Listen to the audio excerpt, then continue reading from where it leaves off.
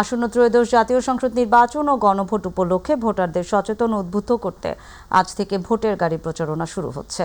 রোববার তথ্য ও সম্প্রচার মন্ত্রণালয়ের সংবাদ বিজ্ঞপ্তিতে এই তথ্য জানানো হয়। এতে বলা হয়, প্রধান উপদেষ্টা অধ্যাপক ডক্টর মোহাম্মদ ইউনূস জাতীয় সংসদের দক্ষিণ প্লাজায় সোমবার বিকেল 4টায় ভিডিও বার্তার মাধ্যমে ভোটের গাড়ি উদ্বোধন করবেন। অনুষ্ঠানে উপস্থিত থাকবেন তথ্য ও সম্প্রচার মন্ত্রণালয়ের উপদেষ্টা সৈয়দা রিজওয়ানা হাসান, সংস্কৃতি বিষয়ক মন্ত্রণালয়ের উপদেষ্টা মোস্তফা সরওয়ার ফারুকী এবং নির্বাচন কমিশনের সিনিয়র সচিব আক্তার আহমেদ। মূলত ভোটের গাড়ি প্রচারণার মাধ্যমে দেশের বিভিন্ন এলাকায় ভোটারদের মধ্যে ভোটাধিকার, গণতান্ত্রিক অংশগ্রহণ এবং গণভোট সম্পর্কে সচেতনতা বাড়ানো হবে। বিএনপির ভারপ্রাপ্ত চেয়ারম্যান তারেক রহমানের 25 ডিসেম্বর স্বদেশ প্রত্যাবর্তন উপলক্ষে সংবর্ধনা অনুষ্ঠান আয়োজনের অনুমতি পেয়েছে দলটি। রবিবার রাতে বিষয়টি নিশ্চিত করেছেন বিএনপির মিডিয়া সেলের সদস্য শাহরুল কবির খান। গণমাধ্যমকে শাহরুল কবির খান জানান, দলের ভারপ্রাপ্ত চেয়ারম্যান তারেক রহমানের ঐতিহাসিক স্বদেশ প্রত্যাবর্তন উপলক্ষে সংবর্ধনা অনুষ্ঠান আয়োজনের জন্য লিখিত অনুমতি পাওয়া গেছে। রবিবার রাত 8:30টায় বিএনপির সিনিয়র যুগ্ম মহাসচিব রুহুল কবির রিজভীর কাছে এই সংক্রান্ত অনুমতিপত্র পাঠিয়েছেন ঢাকা বিভাগীয় কমিশনার শরফুদ্দিন আহমেদ চৌধুরী। তিনি বলেন, চিঠিটি ঢাকা বিভাগীয় কমিশনার কার্যালয়ের স্টাফ জাহিদ হোসেন নয়াপল্টনে বিএনপির কেন্দ্রীয় কার্যালয়ে পৌঁছে দিয়েছেন। বিএনপির কেন্দ্রীয় কমিটির সদস্য সত্তার পাটোয়ারি চিঠিটি গ্রহণ করেছেন বলে জানান শাহরুল কবির। দুদিন চুয়াডাঙ্গায় সূর্যের দেখা না মেলায় জনজীবনে শীত অনুভূত হচ্ছে। হ্রাস পাচ্ছে তাপমাত্রা। শীতে ছিন্নমূল এবং নিম্ন আয়ের মানুষগুলো চরম ভোগান্তিতে দিন পার করছে। সকাল 6টায় চুয়াডাঙ্গায় সর্বনিম্ন তাপমাত্রা রেকর্ড করা হয়েছে 12.3 ডিগ্রি সেলসিয়াস। চুয়াডাঙ্গা আবহাওয়া অফিস জানায়, 2 দিন ধরে চুয়াডাঙ্গায় তাপমাত্রা কমতে শুরু করেছে। হিমেল বাতাস আর কুয়াশায় জনজীবন বিপর্যস্ত হয়ে পড়েছে। আকাশ মেঘলা থাকায় সূর্যের দেখা মিলছে না। দিনের ও রাতের তাপমাত্রার ব্যবধান প্রায় কাছাকাছি থাকায় শীত অনুভূত হচ্ছে। শীতের সবচেয়ে বেশি দুর্ভোগে রয়েছে খেটে খাওয়া এবং নিম্ন আয়ের মানুষগুলো। শীতের কারণে সড়কে মানুষের উপস্থিতি তুলনামূলক কম।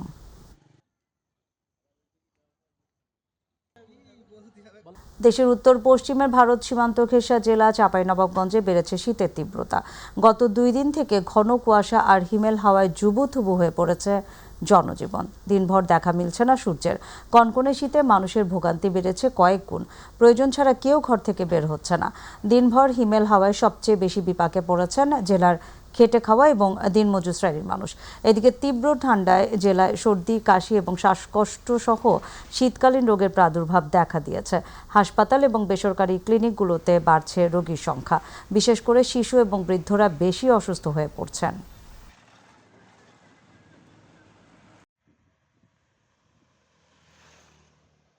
পদ্মা নদীতে দেখা দিয়েছে ভয়াবহ নাব্যতা সংকট। বিআইডব্লিউটি এর অপরিকল্পিত ড্রেজিং কার্যক্রমে নদীর বুকে জেগে উঠেছে অসংখ্য ডুবোচর। এর ফলে দেশের অন্যতম ব্যস্ত দৌলতদিয়া পাটুরিয়া নৌরুটে ফেরি চলাচলে সৃষ্টি হয়েছে চরম বিপর্যয়। সাময়িকভাবে বন্ধ হয়েছে বিআইডব্লিউটি এর গুরুত্বপূর্ণ 7টি ফেরিঘাট। এতে ভোগান্তিতে পড়েছেন হাজারো যাত্রী এবং যানবাহন চালক। প্রতিনিধি মোমিন শেখের রিপোর্ট, জানাচ্ছেন শামস তাবিজ উচ্ছ্বাস।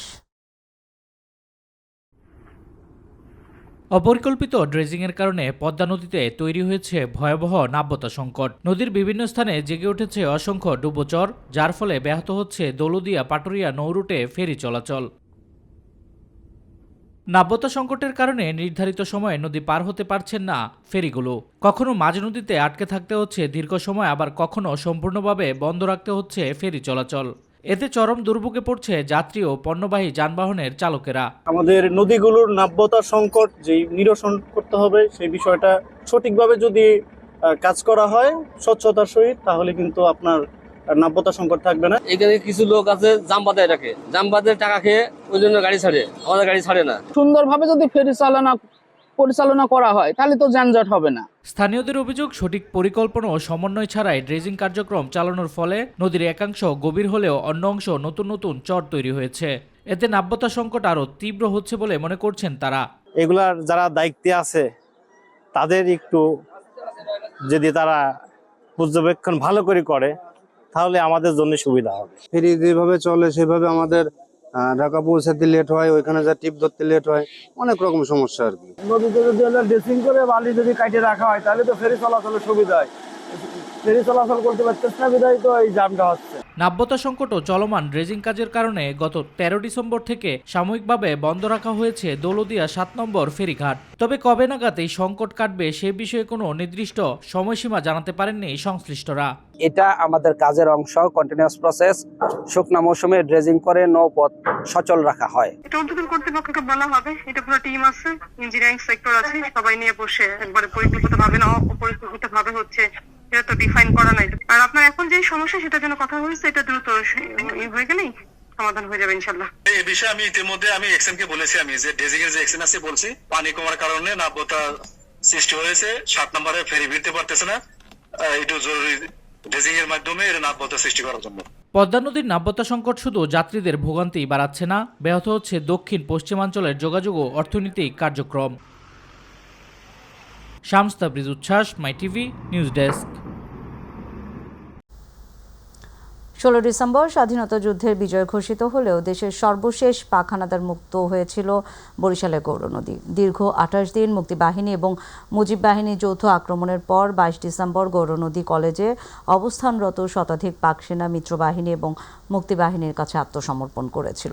স্বাধীনতার দীর্ঘ 54 বছর পরেও এইখানে নির্মিত হয়নি কোনো স্মৃতিস্তম্ভ। বীর মুক্তিযোদ্ধা এবং এলাকাবাসী স্মৃতিস্তম্ভ নির্মাণের জন্য সরকারের কাছে জোর দাবি জানিয়েছেন। প্রতিনিধি গিয়াসউদ্দিন মিয়ার রিপোর্ট, জানাচ্ছেন সাইদুর রহমান আবির। 1971 সালের 25 এপ্রিল পাক সেনারা ঢাকা বরিশাল মহাসড়ক দিয়ে বরিশাল অঞ্চলে প্রবেশের মাধ্যমে হত্যাযজ্ঞ শুরু করে। তাদের প্রবেশের খবর শুনে মুক্তিযোদ্ধারা গৌরনদীর কটকস্থলে সাউদের খালপার নামক স্থানে বটগাছের পেছনের অংশে পাক সেনাদের প্রতিহত করার জন্য বাক্কার অবস্থান নেন। হানাদাররা সেখানে পৌঁছলে মুক্তিযোদ্ধাদের প্রতিরোধের মুখে পড়ে সেদিন পাক সেনাদের সাথে সম্মুখ যুদ্ধে প্রথম শহীদ হন আগলঝাড়ার আলাউদ্দিন ওরফে আলাবক্স, গৌরনদীর নাঠই গ্রামের সৈয়দ আবুল হাশেম, চাঁদশিল পরিমল মণ্ডল ও বাটাজোরের মুক্তার হোসেন। মুক্তিযোদ্ধাদের গুলিতে ওই দিন 8 জন পাক সেনা নিহত হন। এটাই ছিল বরিশাল সহ গোটা দক্ষিণাঞ্চলের স্থলপথে প্রথম যুদ্ধ এবং এরাই হচ্ছেন প্রথম শহীদ। 25 এপ্রিল 1971 সালের এই বটগাছের পাশে কিছু সংখ্যক মুক্তিযোদ্ধারা পশ্চিমা হানাদার এদিক দিয়ে আসবে, তারা জানতে পারছে। এর ভিতরেই পাক সেনারা উত্তর দিক থেকে আইসে পড়তে ব্রিজ করুন, আমরা ফায়ার শুরু করে দিলাম। পরে ওরা পাল্টা ফায়ার করলো, ওইখানেই আমাদের 4 জন মুক্তিযোদ্ধা শহীদ হয়। সৈয়দ আবুল হাশেম, পরিমল চন্দ্র, মুক্তার হোসেন, আলাউদ্দিন আলাবক্স, এই 4 জন ঘটনাস্থলে শহীদ হন। মে মাসের প্রথম দিকে পাক বাহিনী গৌরনদী কলেজে স্থায়ী ক্যাম্প স্থাপন করেন। ক্যাম্পে ছিল 2.5 শতাধিক সৈন্য। এত বড় একটা ঘটনার পরেও এখানে কোনো স্মৃতিসৌধ নির্মাণ হয় নাই। ভবিষ্যৎ জাতি কি মুক্তিযুদ্ধের কি ইতিহাস তারা জানবে। সরকারের কাছে বহুবার আমরা আবেদন করছি, কিন্তু এখন পর্যন্ত সরকার আমাদের কার্যকরী একটা স্তম্ভ করিয়া দেয় নাই। মুক্তিযুদ্ধের শেষ দিকে গৌরনদী কলেজে পাক সেনাদের ক্যাম্পে যৌথ অভিযানে আক্রমণ চালায় মুক্তিবাহিনী। দীর্ঘ 28 দিন যুদ্ধের পর পাক সেনারা পরাস্ত হয়। 22 ডিসেম্বর গৌরনদী কলেজে অবস্থানরত পাক সেনারা মিত্রবাহিনীর মেজর ডিসি দাসের মাধ্যমে মুক্তিবাহিনীর কাছে আত্মসমর্পণ করে। গ্রামবাসীর দীর্ঘদিনের দাবি আমরা যেন সেখানে একটি স্থায়ী স্মৃতিস্তম্ভ গড়ে তুলি। তো আমরা ঊর্ধ্বতন কর্তৃপক্ষের সাথে কথা বলে অচিরেই সেখানে প্রশাসনের পক্ষ থেকে সেখানে একটি স্মৃতিস্তম্ভ গড়ে তোলার আমরা চেষ্টা করব। সাইদুর রহমান আবির, মাই টিভি নিউজ ডেস্ক।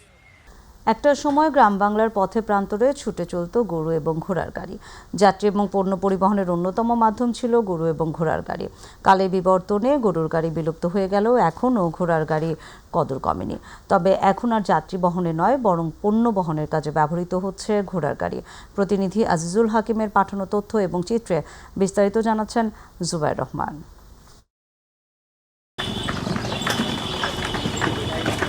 আদিকাল থেকে মানিকগঞ্জের হরিরামপুর, দৌলতপুর ও শিবালয়ের চরাঞ্চলের মানুষের যাতায়াত ও পণ্য পরিবহনের একমাত্র ভরসা গ্রাম বাংলার ঘোড়ার গাড়ি। আধুনিক যুগেরও জীবন জীবিকার তাগিদে আর পণ্য আনা নেওয়ার জন্য প্রত্যন্ত চরাঞ্চলের মানুষ ঘোড়ার গাড়িকে পেশা হিসেবে বেছে নিয়েছে। এখনও যাত্রী ও পণ্য বহনের কাজে ব্যবহৃত হচ্ছে ঘোড়ার গাড়ি। আমাদের চাহিদা বেশি এদিকে ঘোড়ার গাড়ির, আবার ওই শস্য নিয়ে আসি হাটে, এখন আবার অন্য মাল নিয়ে যাবো বুঝি টুসি। আমাকে এলাকার রাস্তাঘাট থেকে নদী ভাঙ্গা লোক, আমরা তাই ঘোড়ার গাড়ি চালা মালটা আনি। অটো চলতোই না, এখন তাও কিছু চলে, আটা ময়দা চিনি দিল যে কোনো খাদ্যদ্রব্য মাল ঘোড়ার গাড়ি ছাড়া নেওয়ার জন্য এক কথা। যান্ত্রিক যুগেও ঘোড়ার গাড়ির কদর কমেনি, বরং দুর্গম ও প্রত্যন্ত অঞ্চলের মানুষের কাছে এখনো বিশেষ চাহিদা রয়েছে। রাস্তাঘাট ভালো দেয়, ঘর থেকে মালমূল নেওয়ার জন্য এই চরের অনেক লোক ঘোড়া গাড়িতে মালমূল নিয়ে যায়। ঘোড়ার গাড়ি চলাচলটাই বেশি করে। মানিকগঞ্জের প্রত্যন্ত দুর্গম চরাঞ্চলের মানুষের কাছে প্রধান ভরসা আদিকালের ঘোড়ার গাড়ি। আধুনিক যুগেও জীবিকার তাগিদে গ্রাম বাংলার এই ঐতিহ্যকে বহন করে নিয়ে যাচ্ছে মানিকগঞ্জের চরাঞ্চল ও প্রত্যন্ত অঞ্চলের বহু কর্মজীবী মানুষ।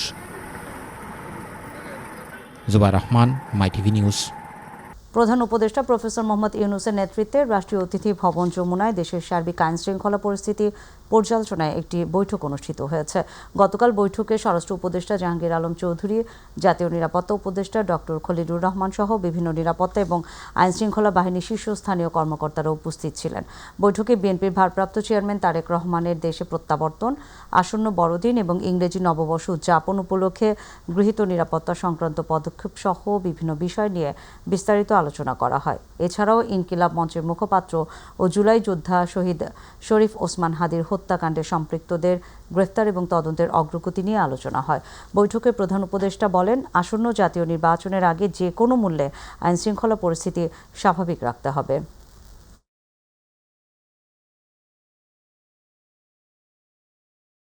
জানাবো গ্রাম বাংলার খবর।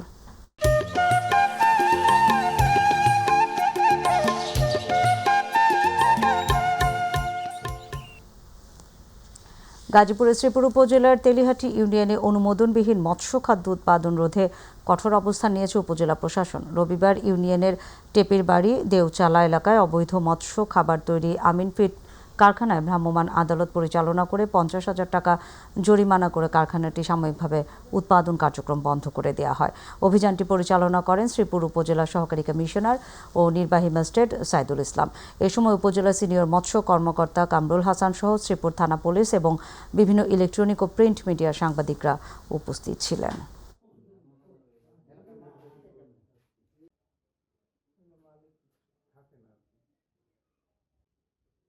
আসন্ন ত্রয়োদশ জাতীয় সংসদ নির্বাচনে রংপুর 6 আসনে বিএনপির মনোনীত প্রার্থী সাইফুল ইসলাম গতকাল উপজেলা সহকারী রিটার্নিং কর্মকর্তার কার্যালয় থেকে মনোনয়নপত্র সংগ্রহ করেছেন। এর আগে মধ্যযুগের সাধক কবি কাজী হিয়াত মামুদ জুলাই বিপ্লবের প্রথম শহীদ আবু সাঈদের কবর জিয়ারত করেন। শহীদ আবু সাঈদের বাবা মার কাছ থেকে দোয়া কামনা করে দলীয় নেতাকর্মীদের সাথে নিয়ে পীরগঞ্জ উপজেলা নির্বাহী কর্মকর্তার কাছ থেকে মনোনয়নপত্র সংগ্রহ করেন তিনি। মুন্সিগঞ্জে ত্রয়োদশ জাতীয় সংসদ নির্বাচনে বিএনপির মনোনীত প্রার্থী সহ 4 প্রার্থী মনোনয়নপত্র সংগ্রহ করেছেন। গতকাল রিটার্নিং অফিসারের কার্যালয় থেকে মুন্সিগঞ্জ 3 আসনে বিএনপি মনোনীত প্রার্থী মোহাম্মদ কামরুজ্জামান রতন, কমিউনিস্ট পার্টির প্রার্থী শেখ কামাল হোসেন, খেলাফত মজলিসের আব্বাস কাজী মনোনয়নপত্র সংগ্রহ করেন। এছাড়া স্বতন্ত্র প্রার্থী হিসেবে মনোনয়ন সংগ্রহ করেছেন মুন্সিগঞ্জ জেলা বিএনপির সাবেক সভাপতি এবং সাবেক উপমন্ত্রী আব্দুল হাইয়ের পুত্র ইফতেখারুল আলম রিপনের পক্ষে তার কর্মী সমর্থকরা। নড়াইল 2 আসনে বিএনপির মনোনীত প্রার্থী জেলা বিএনপির সাধারণ সম্পাদক মনিরুল ইসলাম মনোনয়নপত্র সংগ্রহ করেছেন। রবিবার তার পক্ষে নেতৃবৃন্দ জেলা রিটার্নিং অফিসার এবং জেলা প্রশাসক ডক্টর আব্দুল সালামের নিকট হতে মনোনয়নপত্র সংগ্রহ করেন। মনোনয়নপত্র সংগ্রহকালে উপস্থিত ছিলেন বিএনপি নির্বাচন পরিচালনা কমিটির আহ্বায়ক ইকবাল হোসেন শিকদার সহ অন্যান্য নেতৃবৃন্দ। জেলা রিটার্নিং অফিসারের কার্যালয় হতে এই পর্যন্ত 9 জন প্রার্থী মনোনয়নপত্র সংগ্রহ করেছেন।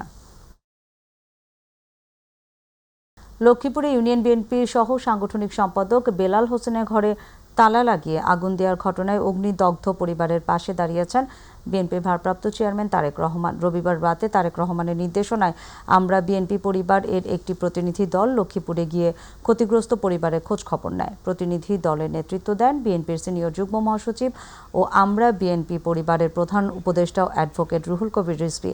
এ সময় তিনি লক্ষ্মীপুর সদর হাসপাতালে চিকিৎসাধীন বেলালের হাতে বিএনপির ভারপ্রাপ্ত চেয়ারম্যান তারেক রহমানের পক্ষ থেকে নগদ 4 লাখ টাকা আর্থিক সহায়তা তুলে দেন। গত শুক্রবার লক্ষ্মীপুরে বেলাল হোসেনের ঘরে তালা লাগিয়ে আগুন দেওয়া হয়। এই ঘটনায় আগুনে পুড়ে তার 7 বছর বয়সী কন্যা আয়েশা আক্তার মারা যায়। বেলাল হোসেন ও 2 কন্যা গুরুতর দগ্ধ হয়ে চিকিৎসাধীন রয়েছেন। ধরা পড়ছে না কেন? তাদেরকে খুঁজে পাওয়া যাচ্ছে না। আগে তো এমনটি ছিল না, অপরাধ করার পর কয়েকদিনের মধ্যেই তাদেরকে খুঁজে পাওয়া যায়। তবে আমি পুলিশ প্রশাসনকে বলবো আরো তৎপর হোক, না হলে আপনাদের প্রতি মানুষের সন্দেহ জাগবে। যদি দুষ্কৃতিকারীরা, অপরাধীরা, খুনিরা পার পেয়ে যায়, তাহলে এই সমাজে, এই দেশে অন্ধকার নেমে আসবে। আসন্ন ত্রয়োদশ জাতীয় সংসদ নির্বাচন সুষ্ঠুভাবে সম্পন্নের লক্ষ্যে দিনাজপুরে পার্বতীপুরে আচরণবিধি প্রতিপালনে পোস্টার, ফেস্টুন, ব্যানার অপসারণ অভিযান শুরু হয়েছে। রিটার্নিং অফিসার পার্বতীপুর উপজেলা নির্বাহী কর্মকর্তা সাদ্দাম হোসেনের নির্দেশে কেন্দ্রীয় বাস টার্মিনাল, নতুন বাজার, পুরাতন বাজার সহ শহরের বিভিন্ন স্থানে অভিযান পরিচালনা করেন সহকারী কমিশনার ভূমি নির্বাহী ম্যাজিস্ট্রেট মাহমুদ হোসেন রাজু। এ সময় পার্বতীপুর মডেল থানার সাব ইন্সপেক্টর আব্দুস সামাদ সহ পার্বতীপুর পৌরসভা এবং উপজেলা ভূমি অফিস সংশ্লিষ্টরা উপস্থিত ছিলেন।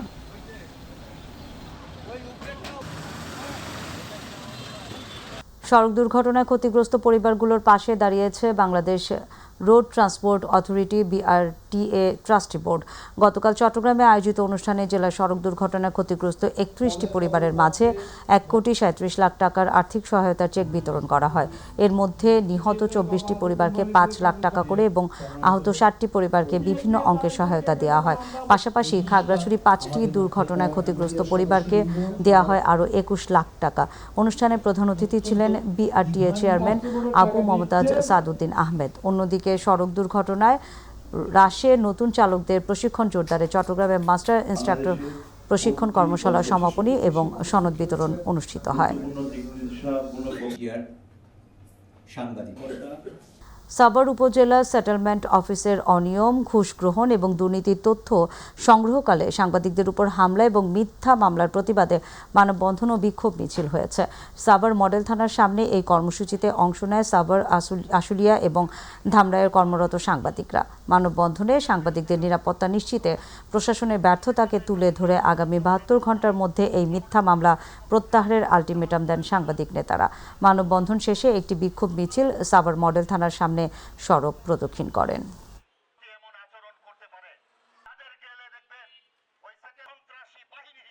বরিশালে পালিত হলো বিশ্ব মেডিটেশন দিবস।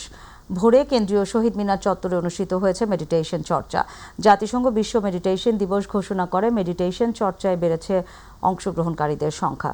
বরিশাল বহু প্রাচীন এই চর্চার প্রবীণ সিটিজেন, বিভিন্ন শ্রেণী পেশার মানুষ এবং শিক্ষার্থীরা বিশ্বাস করে এই মেডিটেশনের মধ্যে দিয়ে নিজেকে নিজের সময় দেওয়ার পাশাপাশি সৃষ্টিকর্তার সৃষ্টি জগৎ নিয়ে নতুন এক ভাবনা এবং আগামীর সুন্দর ভবিষ্যৎ গড়ার পরিকল্পনার উৎসাহ সৃষ্টি করে।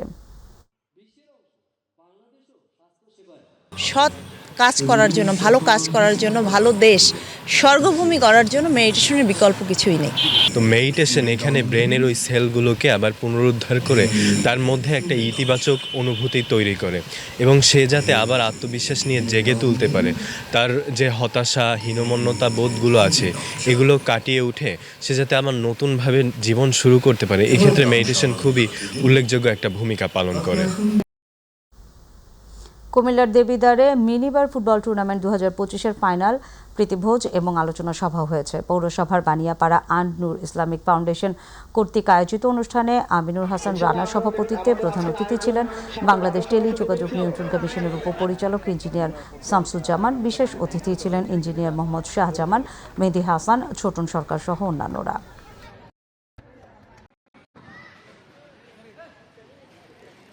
আমাদের যে প্রকল্প